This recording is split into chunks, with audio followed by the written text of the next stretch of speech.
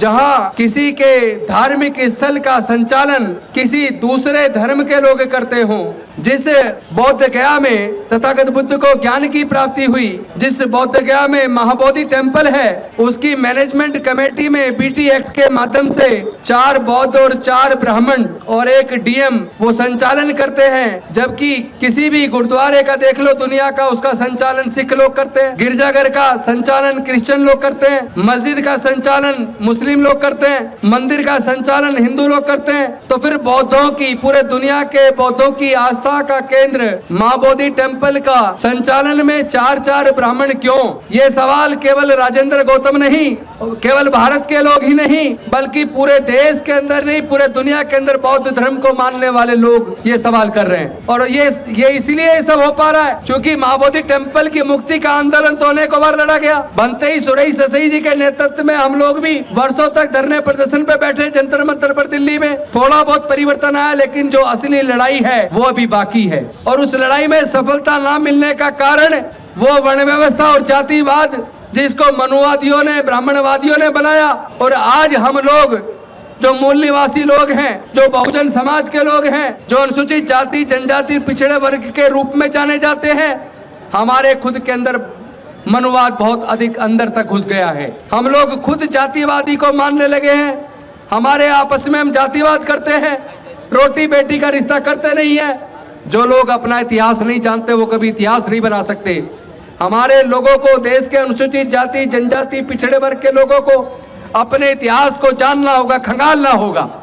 जब हम अपने इतिहास को जान जाएंगे तो हमें पता लगेगा कि हमारे पूर्वज राजा महाराजा थे और भारत का ही नहीं दुनिया का इतना बड़ा साम्राज्य मगध साम्राज्य, जिसकी राजधानी पाटलिपुत्र थी, जिसे आज हम पटना के रूप में जानते हैं। और बौद्ध गया का मुक्ति का आंदोलन की दूसरी लड़ाई यहाँ पाटलिपुत्र के इस पटना के इस मैदान से शुरू हो रही है। इसको अब गांव-गांव तक पहुंचाना है। मैं जानता हूं कि आज के इस आंदोलन से कोई समाधान निकलने वाला नहीं है। आज के इस आंदोलन से ये बीटी एक्ट में कोई अमेंडमेंट आ जाएगा, ये उम्मीद मैं नहीं करता हूं। लेकिन मैं ये जानता हूं पाटलिपुत्र के इस मैदान से, पटना के इस मैदान से पूरे देश ही में नहीं पूरे दुनिया के अंदर बौद्धों को ये संदेश चला जाएगा कि ये लड़ाई हम मिल के लड़ेंगे तो जीत जाएंगे। हम बटे रहेंगे तो हमें कभी कुछ मिलने वाला नहीं है। जिन लोगों ने हजारों साल तक हमारे पढ़ने लिखने पर धार्मिक बंदिश लगा के रखी हो, जिन लोगों ने हजारों साल तक हमें संपत्ति से, ज्ञान से, व्यापार से वंचित रखा हो, वो लोग उस महाबोधि टेम्पल वो उसको छोड़ देंगे, मैं ऐसा नहीं मानता। लेकिन जिस दिन हमारे SC ST OBC के लोगों ने अपने महापुरुषों के इतिहास को पढ़ लिया और अपनी महत्वता को समझ लिया और इस बौद्धों की नगरी, बौद्धों की राजधानी, ज्ञान की स्थली महाबोधि टेम्पल के ज्ञान के इतिहास को जिस दिन हमने पढ़ लिया उसके बाद बौद्ध गया की मुक्ति में 1 मिनट लगेगा। सरकार को सिर्फ बातें करना है।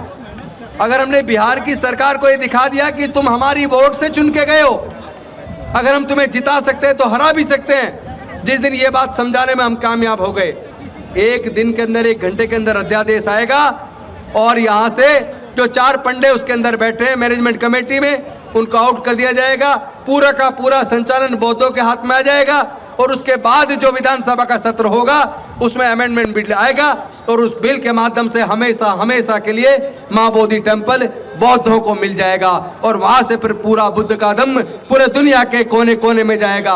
अभी तो सरकारें, जो मिडिल क्लास हमारी आवाज बनी थी, जो डॉक्टर बाबा साहेब अम्बेडकर की कुर्बानी की वजह से हमारा पढ़ने लिखने का रास्ता बना, हमारा संसद विधानसभाओं में जाने का रास्ता बना, मंत्री, प्रधानमंत्री, मुख्यमंत्री, राष्ट्रपति बनने का मौका मिला, हमारे पढ़ने के रास्ते खुले, रिजर्वेशन से नौकरी के रास्ते खुले, नौकरी से पैसा आया, थोड़ा मिडिल क्लास बना, तो इन्होंने देश के सारे सरकारी संस्थानों को प्राइवेटाइज कर दिया। शिक्षा को इतना महंगा कर दिया कि हमारे हाथ से शिक्षा छिन जाए। इसका मतलब देश से ये दलितों में, पिछड़ों में, आदिवासियों में जो मिडिल क्लास बना है, ये लोग उसको खत्म कर देना चाहते हैं, ताकि बौद्ध धर्म का पूरा विनाश जिस तरह पुष्पमित्र शुंग ने किया था, उसी प्रकार आज केंद्र की सरकार भारत के अंदर बौद्धों का, मूल निवासियों का, अम्बेडकरवादियों का, बहुजनों के इतिहास को पूरी तरीके से निस्तनाबूद करना चाहती है, इनको मिटाना चाहती है, बर्बाद करना चाहती है। मैं इस मंच के माध्यम से लंबा भाषण देने की बजाय सिर्फ एक मांग करता हूं, देश के अनुसूचित जाति जनजाति पिछड़े वर्ग के लोगों, अपने पूर्वजों के इतिहास को पढ़ लो। दूसरे के बाप को बाप कहने की बजाय अपने बाप को बाप कहो, अपने माँ बाप को इज्जत दो, अंधविश्वास पाखंडवाद को त्याग दो और वैज्ञानिक दृष्टिकोण अपनाओ। जब हमने पूरे दुनिया को बुद्ध दिया, हमने पूरे दुनिया को शांति मानवता का संदेश दिया, हमने पूरे दुनिया को समता, स्वतंत्रता, बंधुता और न्याय का संदेश दिया। और ये संदेश तथागत बुद्ध ने, हमारे आराध्य ने, हमारे जिनका आचरण करके, जिनके धम्म के माध्यम से हम लोगों में शक्ति आई है, ऊर्जा आई है, हम केवल बुद्ध के धम्म को आत्मसात कर लें, बुद्ध के ज्ञान को अंगीकार कर लें और अपने बीच फैले हुए जातिवाद को खत्म कर दें, आपस में रोटी बेटी का रिश्ता करें और हम सब लोग बुद्ध की शरण में आके बौद्ध बन जाएं। क्योंकि जब हमें पता लग गया हमारे पूर्वज बौद्ध थे, तो फिर हम क्यों गुलाम बने हुए, फिर क्यों अपने बुजुर्गों की सांस्कृतिक विरासत में, बुद्ध के धम्मे में घर वापसी क्यों नहीं कर रहे?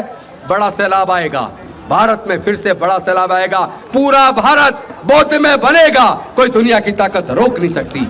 और इस काम को करने के लिए अगर हमें अपने प्राणों की आहुति देनी पड़े तो हम उसके लिए तैयार हैं। ये MP MLA मंत्री की कुर्सी बहुत छोटी है, अगर हमारे बुजुर्गों का इतिहास खत्म हो गया तो हम सब खत्म हो जाएंगे। हमें अपने बुजुर्गों के इतिहास को भी बचाना है, अपनी सांस्कृतिक विरासत को भी बचाना है, अपने आने वाले बच्चों के भविष्य को भी बचाना है। इसलिए मैं आप सबसे निवेदन करता हूं, तथागत के बुद्ध के धम्मे में आइए, अपने बुजुर्गों की सांस्कृतिक विरासत में घर वापसी कीजिए और बुद्ध, ये जो महाबोधि टेम्पल है इसको तो हम मुक्त करा के छोड़ेंगे। बहुत बहुत धन्यवाद। नमो बुद्धाय। जय भीम, जय भारत, जय संविधान। मैं खुद पूरे देश का भ्रमण करके इस आंदोलन को तेज करने में अपनी भूमिका निभाऊंगा, ये मैं आपको वचन देता हूं और अपनी वाणी को विराम देता हूं। बहुत बहुत धन्यवाद।